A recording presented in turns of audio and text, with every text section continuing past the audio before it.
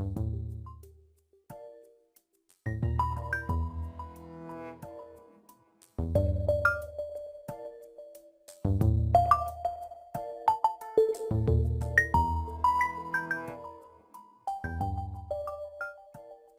we are back. Thank you for joining us for this InfoWars Nightly News special report. This is part 2 of our interview in studio with a major food industry insider. Over 30 years, the trailblazer, the granddaddy of the storable foods movement. He has been absolutely on target with his breakdown and predictions because he's in the inside. He's ordering food a year out on contracts that hasn't even grown yet. And now food prices are exploding all over the world. Here, it's a serious pain in the butt, and some people go hungry, but overseas, it's a death sentence. Now, we talked about Global Food Crisis Special Report last week in part 1, and I had a lot to add, of course, in the 45-minute interview, so there are a few points Steve didn't get to. I want him to kind of recap and hit a few points that he wanted to finish, and then what I found really interesting in a private meeting we had yesterday before taping this, where he was really laying it out to me, and I said, you ought to say this on air. You ought to stay in town for another day and talk about this. So here he is. Secrets of the food industry, from the government angle, but also all these big companies and others rushing into storable foods, as people understand. 50 million on food stamps, half the public and government assistance of some type, food shortages, the Chinese coming in and buying our food, buying all the African food. This is a perfect storm. We're hoping for the best. We're preparing for the worst. And it looks like the worst is what we're getting with QE3 and more. So, Steve, right before we started taping again here, you were really laying some heavy stuff on me. So before we even get to recapping global food crisis and then get to the new info, you looked at me and you said, what would be the greatest cash crop if you were ruthless? And I figured it out in about 30 seconds with you sitting there looking at me. But of course, I've said this myself in other ways, but it's true. And so let's try to recreate that now. We're sitting here, just taped the last 45 minutes, taking a break. I mean, say it again, recreate that moment. Well, what if you were a farmer and you were looking for the ideal cash crop or cash, investment? What if you found something, a critter that would pay to be born and would provide its own shelter, would provide its own food, provide a living, and pay you for the privilege of doing that. And then if it got sick, it would pay you to keep it alive while you went through several means of treatment. And while they tested things on you that they kept for themselves that worked. Every 10 years they change one new drug, for another one, because the second one is going to offset the side effects of the first one, and they can keep you alive for a lot longer time. And then you kept that critter along, and then it pays for the final hospitalization, and then it pays to die. And be planted. And it pays to be buried. Now that would be an ideal cash crop. And so you'd want to put fluoride in the water and other things, so you'd make them sick earlier, so you could get more of what they produce, so they would never get enough wealth to become your competitor. You wouldn't want people to do well either. You wouldn't want too much prosperity. In the old model, we weren't really being so much farmed. It was more of a prosperity system. But now we are being farmed. And the feudal farmers that are farming us, they don't want us to have prosperity. And they've taken the richest country in history, and in just 50 years of globalism, turned us into the greatest debtors who have to ship in 40% of our food. Well, the interesting thing about it, I had thought at one time of writing a little pamphlet, Dictatorship for Idiots. Ooh, that'd be good. Okay, and here's what I do. I would tell the totalitarian governments, I would tell the wannabe dictators that they're going exactly the wrong direction. You see, the New World Order and all these idiots that want to control people are really stupid. Do you know how they could be wealthy and prosperous beyond their fondest dreams is if they took some of these third world countries, these little wannabe dictators, and they run around buying their wives all sorts of shoes while everybody else is starving. If they would take every person in that country and find a means by which they could use their talents and their abilities and make them so prosperous, and they wouldn't tax the money away from them, but they would make their economy so prosperous that every single soul, there were no poor among them, they would be wealthy beyond their possible imagination. And the Federal Reserve admits, they call that overheating in the economy, they work constantly to suppress us, constantly to ship the jobs, constantly to write tax codes where you've got to leave. They're doing everything they can to try to shut our economy down. It's called Agenda 21. Yeah, but the interesting thing is you got to say to yourself, how stupid are these people? They consider themselves the elite. Well, they're sadists, so they'd rather make us poor and poisoned and ugly so they can feel good about themselves. They're evil. Steve, look, they're not like our founders, who weren't perfect, but compared to these people, they were like gods. I mean, they understood, hey, they had such good opinions of themselves, they're like, I'll just empower other people as well. People say, oh, well, some of them had slaves and stuff. It was their ideas that ended all that. That was in the time they were in. It's those ideas that have trailblazed everything. The masters, the great masters of all times, Christ, Buddha, all of these guys, the ones that you don't even hear about, they're so advanced. They are never judgmental, and they are always seeking to uplift and improve mankind. And so the fascinating thing that you have is we have people who are intelligent, and in terms of learning, one of the things that I deal with constantly, and I'm just about, my book is going to be out in October, so I want to have you on about that. Yeah, it's going to be fun. But anyway, the fascinating thing is people learn in different ways. A true master can learn by reading about and studying other people's experiences. A wise man can learn by just observing what other people do. But most of us just have to pee on the electric fence. Experience. Yep, the hard way. But the fascinating thing about what we're doing here is we're trying to help people learn. You see, I should be retired right now. I don't need to run this company that I'm running. You don't need to make the money that you're making other than to keep funding what you're doing in terms of educating and helping people. Listen, 6 years ago, we talked in. I had like 5, 6 employees. I wanted to stay small, but I realized I'm already reaching so many people. I have a responsibility. It's torture to run 50 people. It's torture to try to get it all right. It's torture.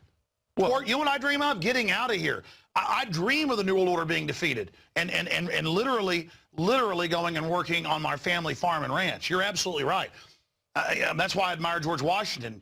You know, the King of England, they were offering him the kingship, and George Washington, after 2 terms, he just said, I'm going to my farm. And that's what people don't get is that, I mean, you're absolutely right, though. And you're going all over the country educating people that you better be self-sufficient. And it does start with food, and that's how you finance your overall message. But we're doing the same thing here. You know, the globalists want you dependent. We don't want you dependent. We want you empowered, and it's the difference. And that's why the globalists are not the elite, because if they were elite, they would know they want to empower humanity, and they say they want to empower humanity, but everything they do in their own real manuals, it's about putting humanity down. And I say they're the scum of the earth for it. Give us now, as an icon in your industry, known for over 30 years, all these people, you know, claim they were the first, this, that. I went and looked it up. You're the trailblazer. You've got the biggest company, the best company, the whole 9 yards, efoodsdirect.com. You've got the floor. Lay out the secrets. Because, I mean, I begged you. You said, I don't want to go out and say bad things about people. Notice your advertisement doesn't do that. All the others sit there and say they're the best, everybody else is scum. Notice you're the one not saying that. But people deserve to know the truth. And there are some other good companies out there. But the point is, a lot of it is fly-by-night. You've been around over 30 years. Break it down for us, Steve Shenk. Well, the way I'm going to do that is the way I consider morally to do it. I'm not going to tell you what they do or don't do. I'm going to tell you what we do, and you can draw your own conclusions. Okay, here's the deal. I was in the dehydrated food business, shipping out storable food. Dehydrated food, typically when you got a can of carrots, they're just dried up old carrots, and you put them together with 7 or 8 other cans, you can make a meal. Just getting people prepared so that when the stuff hit the fan, they had food. The same principle that we're working with right now.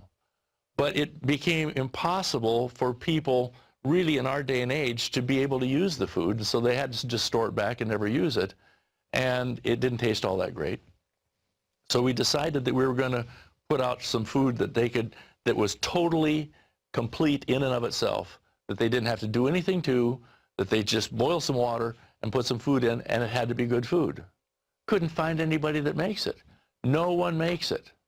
All of the food storage companies out there buy from other suppliers that just have the recipes, and they buy it and put it in their can, put their label on it, and that's it. Couldn't find anything that we would eat ourselves or feed our grandkids. So we started making our own. Didn't want to. We're just a marketing company. So we started making our own food.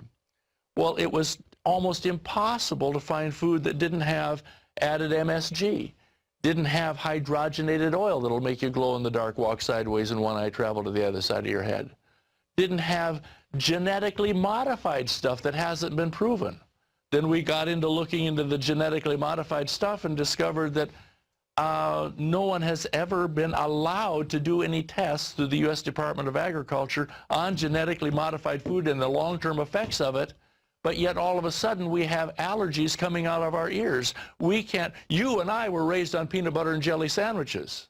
They've never allowed it on humans. They have in Russia and China.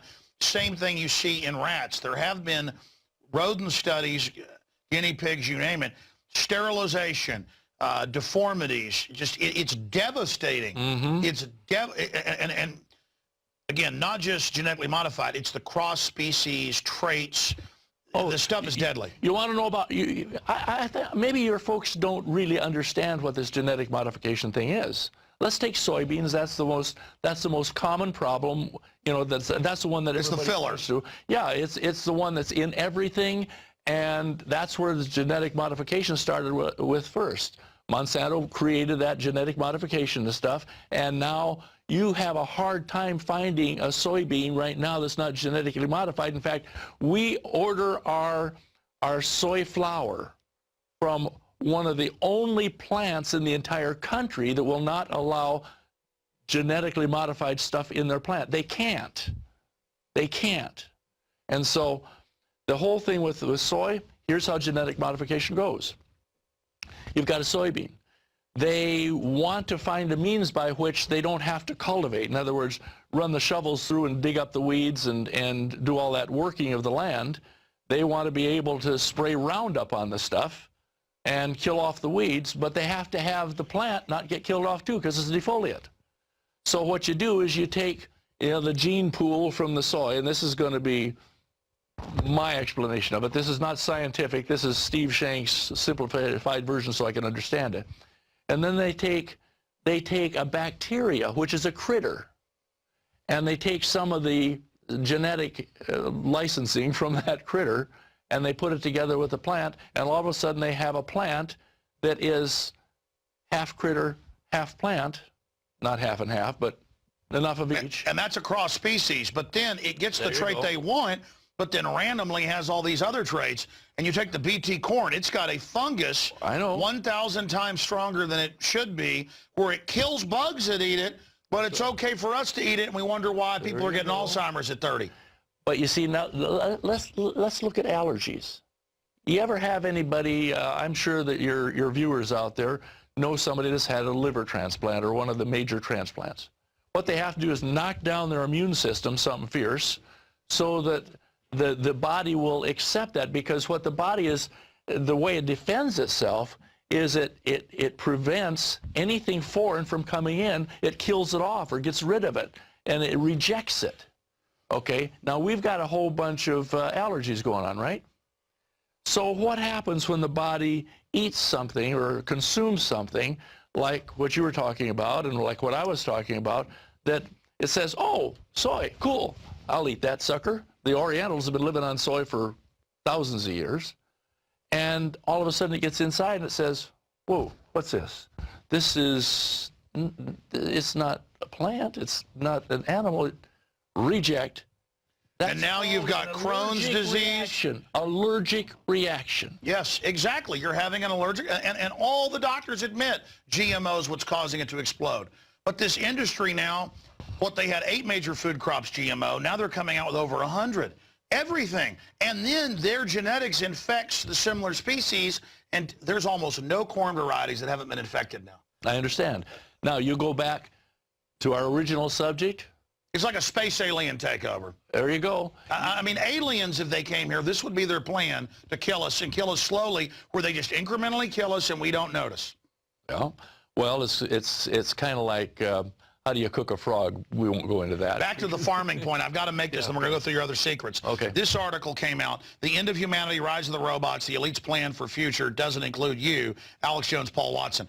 This has the quotes of the top futurists and top globalists saying, we've been farming you, now we've got robots, we're going to kill you. And we're going to shut your food off and shut your land off with Agenda 21, and then we're going to bankrupt you into government hands, and then we're going to release bioweapons and kill you. Well, now that's a cheery little note. No, I mean, I've got their quotes. I understand. This is what's insane about this. And they just talk about it like we're not listening. Yeah. I'm sorry, go through your other secrets. I mean, well, the bottom line is that we're the only company that I know of that makes sure that there's no genetically altered stuff in there. Most of the companies don't even care. And you see, you got to understand what we're dealing with. If you eliminate all this bad stuff that makes you glow in the dark and all that, and then you get flavor profiles that are as closely guarded right now, our flavor profiles are as closely guarded as the recipe for Coca-Cola, because you can't get food that tastes this good. Tastes incredibly good. And the reason that's important is what people don't realize is with storable food, it used to be storable. Now, right now, with the economy the way it is, this stuff is half as expensive as what you're going out and buying at the grocery store. Because you're buying factory direct. Yeah, we've eliminated 4 steps in the chain of distribution. That's the only way that we can pay 3 times as much for the raw materials and still come out selling it for half the cost of what you're buying in the grocery store. Now, you tell me how you can beat that. Well, the fact is, what most people don't realize is that when you're dealing with quality of food, when you put the good stuff in there, the human body has a phenomenal means of recovering from anything, even the crap that we're being fed through all the factory farms and things. And so what we're having is we're having people contact us every day that are saying, you know, I've noticed that I got a lot more energy. I don't eat as much food. I feel better. We've got 2 or 3 families who have food restrictions that can only eat the food that we put out. And it's not because it's good, it's our food. It's just because what we've done is we've gone back to food that the body recognizes it hasn't had all of the additives, preservatives, and things go bumping in the night added to it. And the human body, if it's just given good food, will recover, and the people will gain their natural weight, come back to their natural weight. Their body will eventually just heal itself, and they will be able to eat food like usually. You know, we have people, there's a big thing about how many calories do you get or how many grams of protein. You know how the pioneers did it? They didn't even count calories, didn't count the protein. What they did was if they run up and down the hill every day for quite a while, they'd come home and they'd be hungry and they'd eat a lot. Somebody that was sitting at a desk job, come home, they weren't that hungry, they wouldn't eat that much. But we've got so many additives in the food, like the additional MSG and all of the stuff that makes food addictive so that people bypass their natural appetite. It's addictive because it's a chemical. It's a drug. Take MSG. The Japanese couldn't get their troops to eat horrible canned food, horse meat and stuff. They learned to put MSG in it, and it's literally a drug and makes you want to eat, and that became... And the other thing that it does is it allows manufacturers not to have to spend 3 times as much on the raw materials as we do. It allows them to buy number 3 and number 4 grade vegetables and put in lower quality food. Food has not been ripened in the, on the vine, so it gets its nutrition, and therefore its flavor. They can put the cheap stuff in, and then that actually fools your taste buds into thinking that you're eating good food. You were telling me about... In fact, it's addictive. Tell folks about spies that are trying to get into eFoods Direct. I mean, you were telling me that they literally follow you around, like your suppliers, everything. You were telling me the egg story. Yeah, it's an interesting situation. We try, obviously our recipes are very closely guarded. But we've got one organization that has hired some food, actually, not processors, but some food chemists to analyze our recipes to try and duplicate what we're doing. We went up and contacted a supplier that had some really good quality items that we wanted to use for raw materials. 2 days later, a couple of folks followed us up there. They didn't even know about these guys, but they had found out that we had gone up and visited them. They went up and visited them, and they're trying to buy our raw materials. And it just, this type of stuff goes on, and where it comes from. These people are just trying to make a living and try and do business.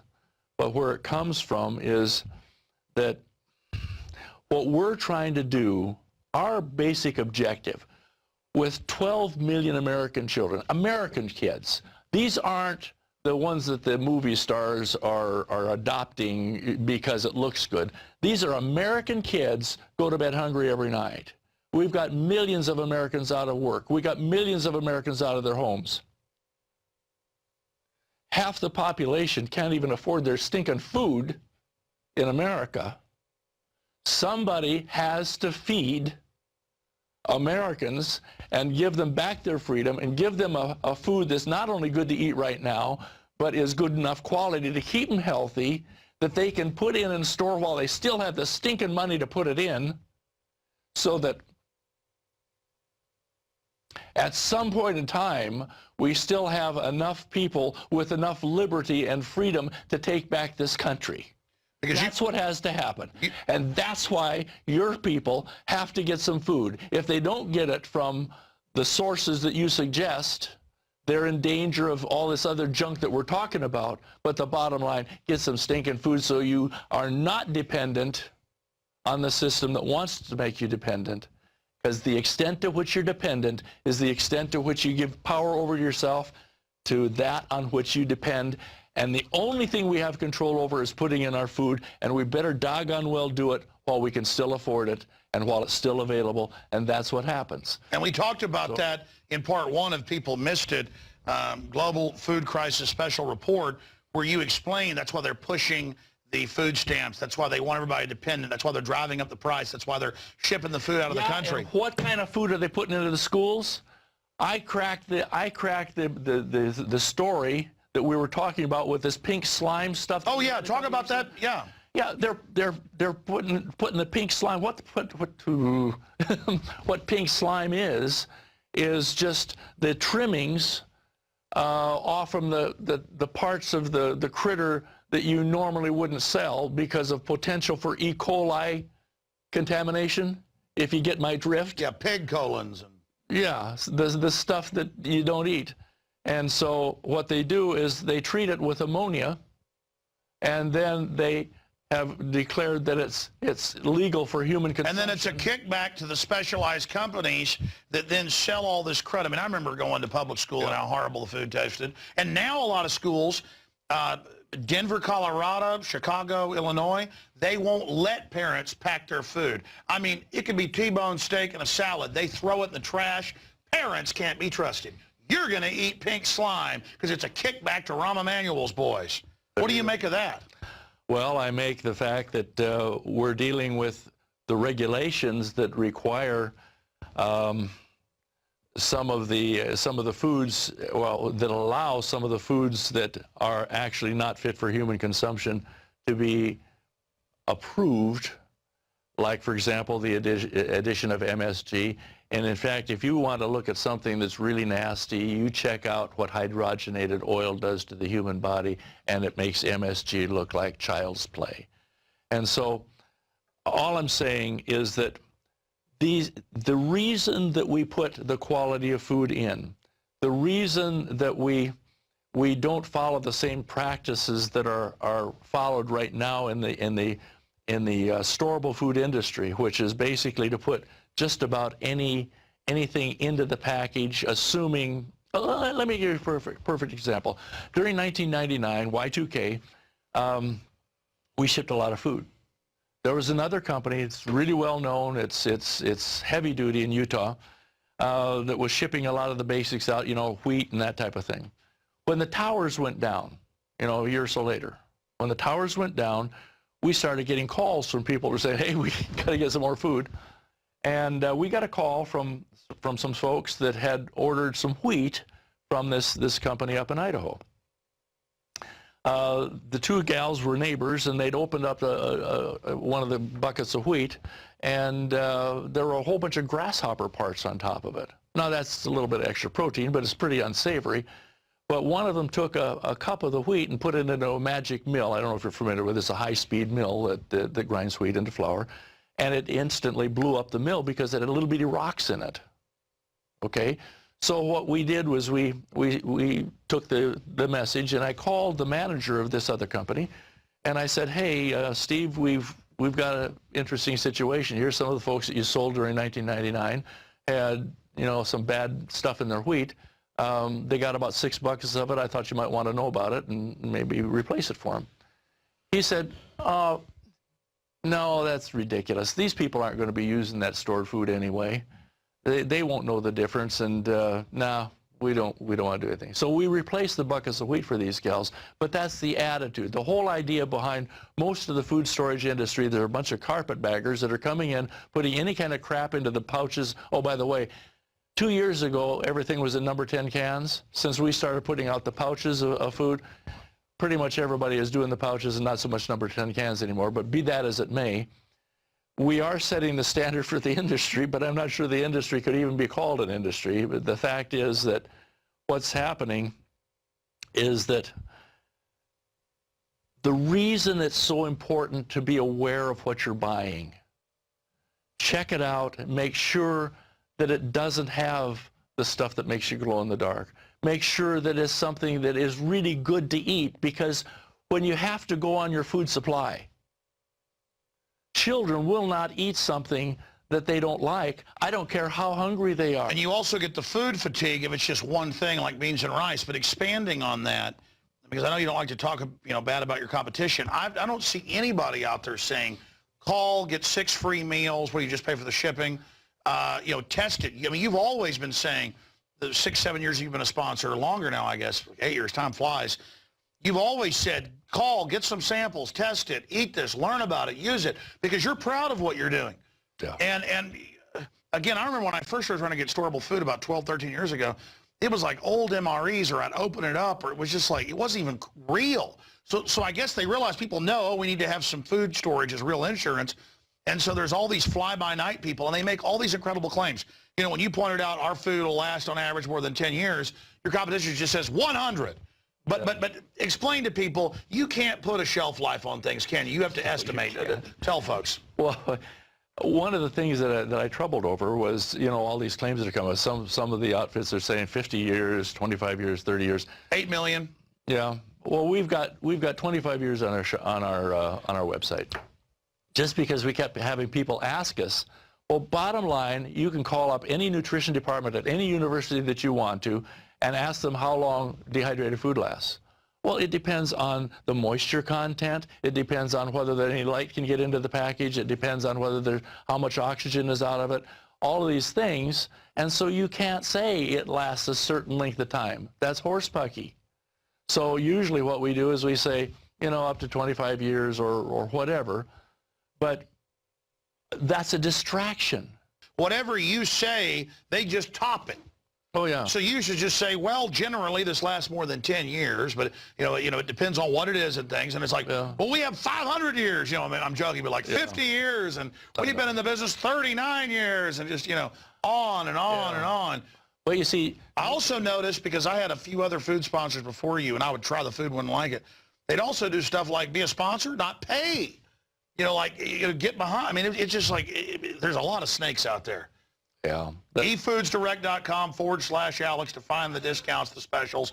We just appreciate your sponsorship. And I know that my family for storable food has eFoods Direct food, and I hope people will also call the number up there. Now explain that deal, because a lot of my listeners have gotten the 6 meals. How does that work? It's very simple. It's 6 meals. It's 3 packages of food, and we figure that there are 2 meals in each package. And so we send those out along. Right now it's coming out of a nice little box that has a CD in it that tells you some of the things that you need to know about food, and it's got a planning pack in it. So it's an information pack, and it's got food. It's actually not intended to be a sample. It's intended to be a food planning program, so they can figure out how many meals it takes, or how many of our packages it takes to feed their family. But that thing, it's just an absolute outstanding piece of information for people. But all they do is they pay the shipping on it. It's $19.95. And I know shipping. That's what it costs. Yeah. $9.95. That's it. And we give it to them free. And people just contact us back. Now they need to contact through you, because we're shipping this out to them.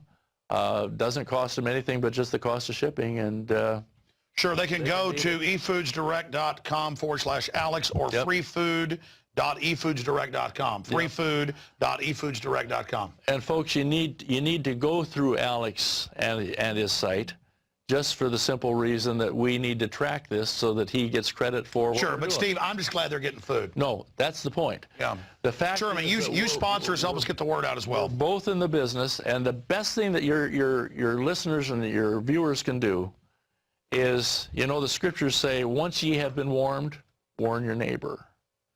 And the best thing that they can do for your business, and for what you're trying to do, for the message you're trying to get out, and for what we're trying to do, is feed as many Americans as we possibly can, feed and prosper as many families. The best thing they can do for both of us is tell their neighbors and their friends and their relatives and anybody that can afford food. And also, they might, if they have a few extra bucks, help some other people to afford it. Well, I know this, going factory direct from a great, trusted supplier like yourself, who actually produces it all yourself now, I mean, that's the way to go, so people don't have to go through trial and error like I did. But the least they can do is $9.95. That just pays for the shipping. Get it, read over it, try it out for yourself. That's what we've done. I even told my wife a few months ago, I said, go ahead and get from a few other suppliers. And some of it was okay, but nothing compared to the quality from the J. Michael Stevens Group, efoodsdirect.com. There was one other question I wanted to ask you, and now I can't remember it here. It's just there's so many things to go over, so many things to talk about. Oh, this is it. What percentage of American people are actually getting in storable food? Because as things begin to collapse, as I see people starting to really wake up to what's happening, and as I kind of get scared, oh my gosh, we've been right about all this. It's like, it's kind of bittersweet. See, we told you so, but man. Yeah, it's one of those things you hate to be right. Yeah, exactly. You hate to be right. But what's going to happen when people finally figure it out and rush out and try to get food? It's going to be difficult. When we had Japan go down, okay, we had an instant huge spike in orders. And you got to understand, if we're projecting a year out ahead with our raw materials, right now, just to give you an idea, we are stocking up as fast as we can. We're buying raw materials ahead because of what we just saw in the Democratic and the Republican conventions. We're looking at that and seeing where this is going, and we're stocking up, and we suggest that people do that. But right now, Alex, this is September. We are drawing on our purchase orders from November right now. That's how things are moving. If we have a huge spike, somebody gets really nervous, or when the September U.S. Department of Agriculture figures come out on this crop, we won't see the increase in prices until October. We're buying as fast and as hard as we can right now before those hit. And everyone that's out there that is concerned about getting food in, either for availability, because there are going to be shortages, or from the standpoint of price, if you can still afford it right now, I would suggest that you do the same thing that we're doing, is get it in, because at the point where there's no food available, we're going to have a situation where no matter how much money you got, you won't be able to get the food. Expanding on that, so many of the companies now, just in regular food, fast food, whatever, they admit more and more fillers. The food is getting worse and worse as they try to keep the illusion of that going on. And I just think about how they've tried to totally domesticate us. We showed some statistics up there where 55% of Americans, I saw this poll a few weeks ago, think the government will take care of them during a disaster. They never do. 9/11, they say the dust is good for you, not bad for you. Katrina, every time. You know what they did in Japan? You know what they, with the high radioactivity level, they were telling the people that a 10%, a 10 times safe level was okay, RADS. A 10 times safe level was okay. No, it's worse than that. The Environmental Protection Agency, it turns out within 3 months, tuna were getting caught off San Diego with 20-something times. Okay. Then, people can look this up, we covered it at the time, the Environmental Protection Agency raised the acceptable level. Yeah. With all these isotopes, 125%, 100, some they raised thousands of times saying it was safe. Yeah. When my wife was in Europe, when Chernobyl happened, she was a kid, and her dad was a diplomat, in Italy, and I went and looked up the news, this was the case, all over Europe, they didn't let people have any of the cabbage or lettuce, things grown, because the radiation's coming down. No milk, it was all powdered milk from the U.S. or other places for 6 months, because they knew that was bioaccumulating. In Japan and here, they just say, hey, everything's fine. Yeah. I mean, it is, and it turned out they faked how dangerous it was. But again, we're supposed to just trust the government. Well, you go back to the government supplying things. I can't remember, was it Edward? I think it was Edward way back before Katrina. They had some of the folks from the agencies, the government agencies, contact a huge Army Navy store out in California and buy 72,000 MREs to take out there. Now, I interviewed during Katrina, the Katrina thing, I interviewed a man and his 2 sons who... just to know, that was back when you did a radio show. Yeah. I interviewed a man and his 2 sons who had been caught in the barricades between the shore and the railroad track. You remember when they put the concertina wire along? Yeah, they wouldn't let people leave. Yeah. This is the government. You can't leave the city. Yep. The highways were open. They would shoot people that tried to leave. You're going to go to a Superdome where we're going to rape you, and if you're rich and live in a high and dry area, we're going to come take your guns. This government is a pack of murdering criminals. Well, so anyway, what had happened is that they hired the teenagers to get on trucks from the organization that came down there to take care of the children. And they went in and they broke into schools, in their cafeterias, and took the food out of their, their freezers and everything like that, took that and cooked it, and that's what they fed the people with. The trucks didn't come down there loaded. They came down there and basically pilfered the schools to feed the people that were caught in that no man's land. Well, think about it. The government wouldn't let them leave, and then went and found the rich areas and robbed them and ransacked and took their guns and raped women. That all came out now. And I was being told this at the time by listeners that were there, and I couldn't even believe them. And then it all came out. I mean, who do they have working for this government? It's just a bunch of scum. Alex, if 10 years ago, people would have heard the conversation that we had the other day and this conversation that we're having right now, they would have thought that we were half a bubble off with one oar in the water, a brick shy of a load, a taco short of a blue plate special, and the elevator didn't go to the top and the lights were on. They'd have thought we were not. They would run you off the air, and they would have put me out of business if they'd have heard that we were insane enough to have the conversation that you and I just had.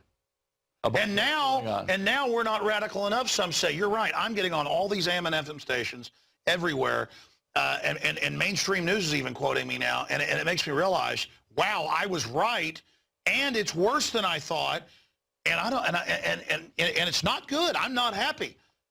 I mean, how bad is this going to get?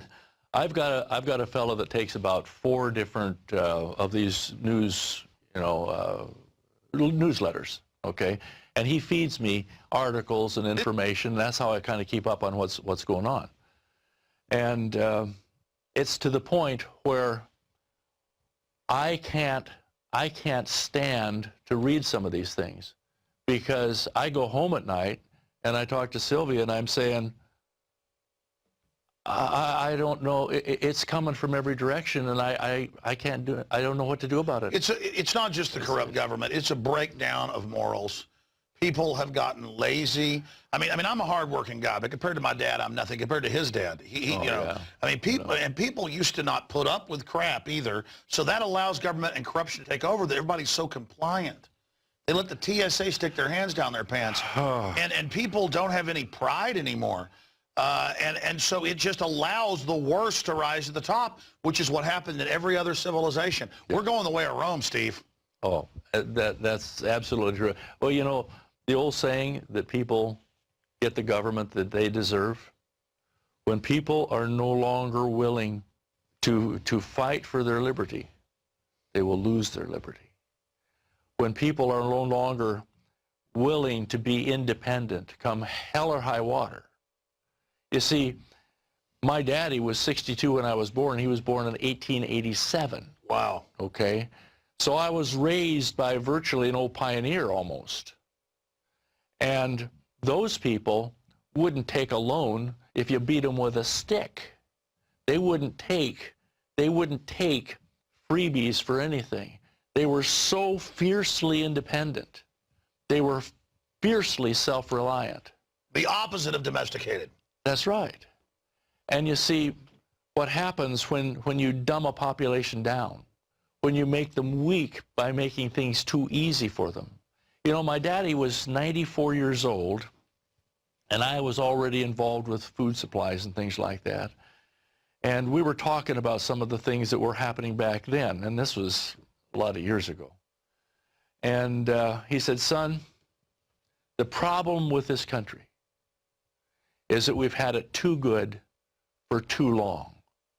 You see, in Anoka County in Minnesota, he's the only farmer that went through the Great Depression and kept his farm. He was the only guy. And he used to, when his note came due, he had his herd mortgaged. When his note came due, he'd put on his black suit and lay down on the couch for about a half an hour and just collect himself, and then go into and talk to the banker one more time, and he kept his farm. During the Depression, he sold a whole carload of hogs down to South St. Paul, where Swift & Company was a packing company. He got his commission check from the commission man, and he owed 50 cents for the transportation. He still had 32 hogs left. And so he started to make, Jimmy Dean has whole hog sausage. I think my old man was probably the first guy to have whole hog sausage. He butchered those 32 hogs and made sausage. He had dairy cattle. He made butter from the milk, from the Jersey cows. And he had chickens and he had eggs. And 2 times a week, he'd go to Elk River, Minnesota, and Anoka. One was 8 miles, one was 4 miles, and he'd run a sausage, butter, and egg route And that's how he got through the Depression. The day that he butchered the first hog, he had a hired man working for him, and the hired man walked off the farm, never to come back again, because that was too much work for two men. He did the job himself. You see, that's the kind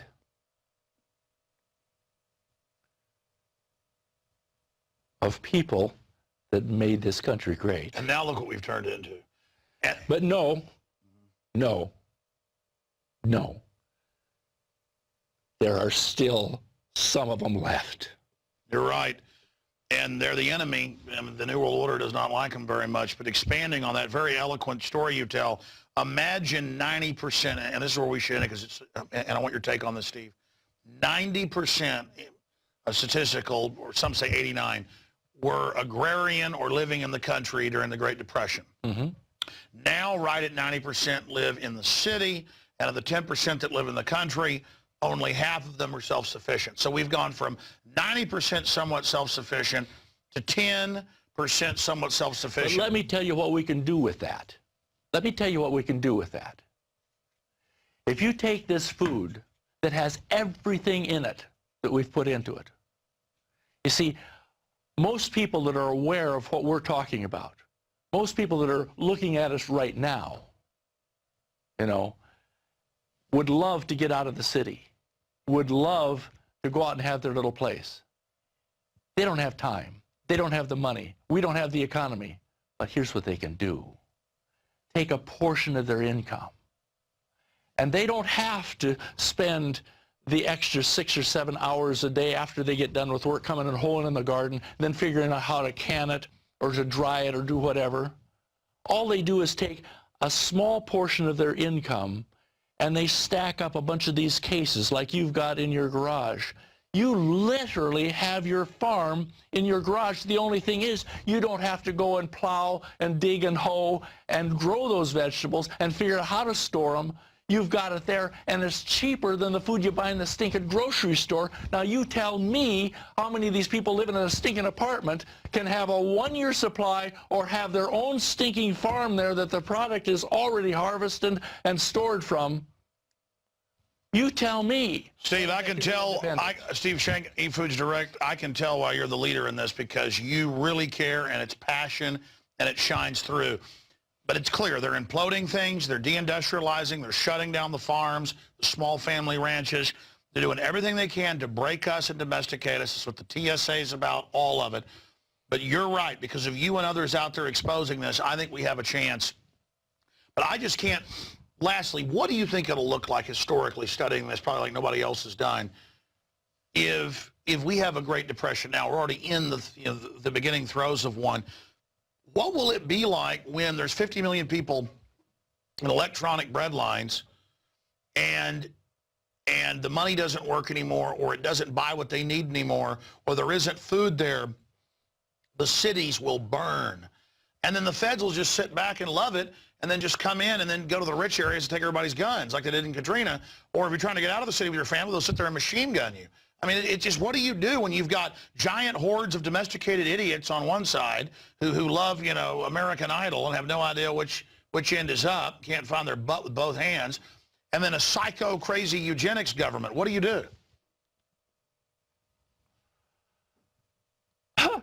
Well, Alex, you just asked me to solve the problem of the entire human race throughout all generations of time and the history of mankind. No, you're right. So I guess the answer is get back to... How much time do I have to do it? You got 5 minutes. No, I'll tell you what, I don't need 5 minutes. If it is to be, it's up to me. And you see, all of the governments, all of the plans, and all the history of mankind comes down to one thing.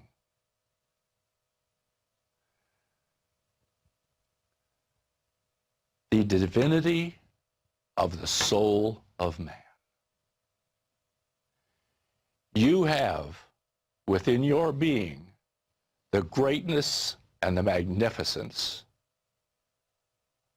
to be who you can become. And if every American chooses to be independent, chooses to take care of themselves, chooses to do the right thing with regard to themselves and their families. You know, very simply, they can do everything they can, but my daddy used to say an interesting thing. The mind that changed against its will is of the same opinion still. No one can make you or me do anything. They can lock us up in prison, but they can't affect our minds. And if every soul that hears the message that you're teaching, if every being chooses to be the best that they can be and take back their liberty by taking responsibility for who they are and what their family does, and never give that responsibility away, then the world will take care of itself. Wow, well said. So humanity needs to stand up, and we also need to set our will against these tyrants and make that decision, and then everything else flows from that. Thank you so much, Steve Shenk. Appreciate you. Wow, wow. See that passion? I've heard him on the radio for many years. Because years ago, you had a radio show. You used to listen to it here locally. It was syndicated. And, known you for 7, 8 years. And then I got the big speech in there the other day. And I'm like, hey, we have got to get him in here. So we stayed an extra day. We didn't even have this planned yesterday. It just happened. And there you go. You got some of the fire I saw. Wow. Steve Shenk, efoodsdirect.com/Alex for the discounts and the 6 free meals if you want to pay for the shipping and test it out. Whatever you do, folks, get ready. They want to destroy you. They're going to shut the economy off. We've been seized by terrorists. Steve Shenk, thank you very much. Appreciate you, bud.